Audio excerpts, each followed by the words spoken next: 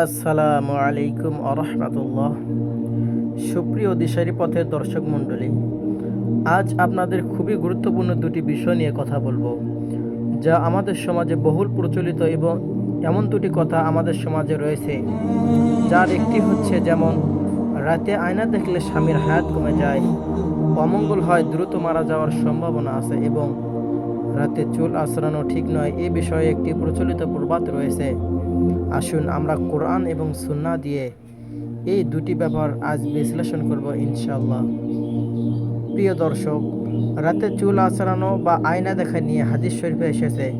আমাদের প্রিয় নবী হযরত মুহাম্মদ সাল্লাল্লাহু আলাইহি ওয়াসাল্লাম বলেছেন, তোমরা যখন রাতের বেলা আয়না দেখবে অথবা যে কোনো সময় যখন আমরা আয়নার সামনে যাব, তখন তোমরা অবশ্যই এই দোয়াটি পড়বে। দোয়াটি হলো, আল্লাহুম্মা হাসানতা খলকি ফাহসিন খুলুকি। সুবহানাল্লাহ। দোয়াটি যতটা সুন্দর, এর অর্থ আরও বেশি সুন্দর। এর বাংলা অনুবাদ হচ্ছে, হে আল্লাহ, আপনি আমার চেহারাকে সুন্দর করে দিন এবং চেহারার সাথে আমার চরিত্রকেও সুন্দর করে দিন, আমার আখলাককে সুন্দর করে দিন। সুবহানাল্লাহ। অন্য একটি হাদিসে রয়েছে, জিনেরা রাতের বেলা আয়নাতে অবস্থান করে, এমনকি জিনেরা বাথরুমে সবসময় অবস্থান করে। এর জন্য আমাদের সকলের উচিত হবে রাতের বেলা বা যে কোনো সময় বাথরুম ব্যবহারের আগে অবশ্যই বাথরুমে যাওয়ার দোয়াটি পরে বাথরুমে প্রবেশ করতে হবে। এক্ষেত্রে বাথরুমে ঢোকার দোয়াটি ঝটপট শিখে নিন। তা হচ্ছে, আল্লাহুম্মা ইন্নী আউযু বিকা মিনাল খুবুসি ওয়াল খাবাইস। দোয়াটি পরে বাথরুমে ঢুকলে এর ফজিলত আদায় হবে ইনশাআল্লাহ। এখন মূল প্রসঙ্গে ফিরে আসি।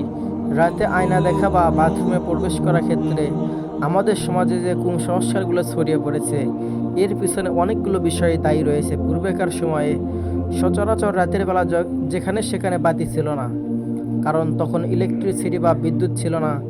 কিন্তু আমাদের মাথায় রাখতে হবে, যেখানে বাতির উজ্জ্বলতা থাকে সেখানে দুষ্ট শয়তানের সমস্যা বা আসর খুবটা একটা কার্যকর হয় না।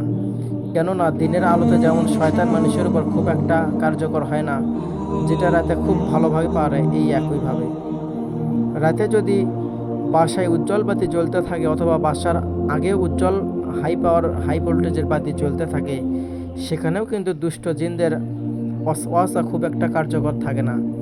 তাই প্রেক্ষাপট বিশ্লেষণ করতে গেলে রাতে আয়না দেখা বা বাথরুমে প্রবেশ করা অথবা চুল আঁচড়ানো এর কোনোটাই নিষিদ্ধ করা বলা যাবে না, কারণ কোরআন এবং সুন্নাহ এর কোনোটাই সুস্পষ্টভাবে নিষিদ্ধ বলে ঘোষণা করছে না।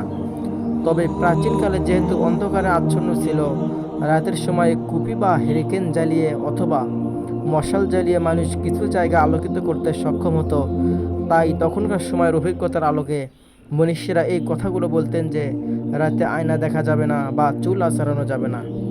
এছাড়াও রাসূল পাক সাল্লাল্লাহু আলাইহি ওয়াসাল্লাম সবসময় আয়নায় একটা পর্দা ঝুলিয়ে রাখতেন। তাই কখনো এরকম যে কোনো রিউমারের উপরে আমল করা বা আশঙ্কিত হওয়ার কোনো কারণ নেই। তাই আমাদের সবসময় যে কাজটি করতে হবে তা হলো, আল্লাহ রাব্বুল আলামিনের পবিত্র কোরআনে বলেছেন, ফাসআলু যিকরা, তোমরা যা জানো না সেটা আলেমের কাছ থেকে জেনে নাও। প্রাচীন প্রেক্ষাপটের আলোকে অনেক সময় অনেক মনীষীরা গুণীজনেরা অনেক প্রবাদ বাক্য সমাজে ছড়িয়ে দিয়েছেন, যা বর্তমান জ্ঞান বিজ্ঞানের যুগে পরিবেশ পরিস্থিতি পরিবর্তনের আলোকে এখন আর তেমন কার্যকর নেই। তাছাড়া যে কোনো বিষয়ে কোরআন এবং সুন্নাহ দিয়ে আমাদের বিশ্লেষণ করতে হবে, কেননা মহান রব্বুল আলামিন পবিত্র কোরআনে বলেছেন, আজ তোমাদের জন্য তোমাদের দিনকে পরিপূর্ণ করে দিলাম। আর যেদিন আল্লাহর তরফ থেকে পরিপূর্ণ করা হয়েছে, তার মধ্যে কোনো সংকট বা কোনো বিষয়ে কমতি থাকতে পারে না। এমন ভাবলে তো ইমানই থাকবে না। আল্লাহ রাব্বুল আলামিন সর্বক্ষেত্রে আমাদের ইসলাম মুখে হয়তো তৌফিক দান করুন, সুন্নাহ অনুযায়ী জীবনযাপন করার তৌফিক দান করুন, আল্লাহুম্মা আমিন। রাতের বেলা আমরা আয়নায় নিজের চেহারা দেখতে পারবো, চুলও আঁচড়াতে পারবো, কোনো সমস্যা নেই। তবে রাতের বেলা ভাঙ্গা আয়নার সামনে দাঁড়িয়ে কোনো কাজ না করাই ভালো। আর এর কারণ হিসেবে কোনো কুসংস্কার মাথায় আনার প্রয়োজন নেই। ভাঙ্গা আয়নার যে কোনো মুহূর্তে দুর্ঘটনা ঘটাতে পারে, হাত কাটা যেতে পারে, নিচে পড়ে আবার বড় কোনো ধরনের দুর্ঘটনা ঘটতে পারে। তাই ভাঙ্গা আয়নার সামনে না যাওয়াই ভালো। আর চুল আঁচড়ানোর ব্যাপারে যদি বলতে হয়, রাসূল পাক সাল্লাল্লাহু আলাইহি ওয়াসাল্লাম প্রতিদিন 2-3 বার করে চুল আঁচড়াতেন। চুলকেই পরিপাটি করে রাখতে ভালোবাসতেন এবং যারা চুল আঁচড়ায় না তাদেরকে তিনি অপছন্দ করতেন। তো আপনি রাতের বেলা আয়নার সামনে চুল আঁচড়ালে এতে কোনো সমস্যা নেই, তবে রাতের বেলা চুল আঁচড়ানোটা পরিহার করতে বলেন অনেক মুরব্বীরা। এর কারণ মূলত একটাই, তা হচ্ছে রাতের বেলা আপনি যে চুলটাকে পরিপাটি করছেন তা হয়তো ভালোভাবে হবে না আলোক স্বল্পতার জন্য। তাই দিনের উজ্জ্বল আলোতে এই কাজগুলো করা উত্তম, কিন্তু এ নিয়ে যেন আমাদের অন্তরে কোনো অপসংস্কৃতি বা কুসংস্কার বাসা বাঁধতে না পারে। এই বিষয়ে আমাদের সচেতন থাকতে হবে। সর্ববিষয়ে সর্বক্ষেত্রে আমরা কোরআন এবং সুন্নাহকে শক্ত করে ধরে থাকবো ইনশাআল্লাহ।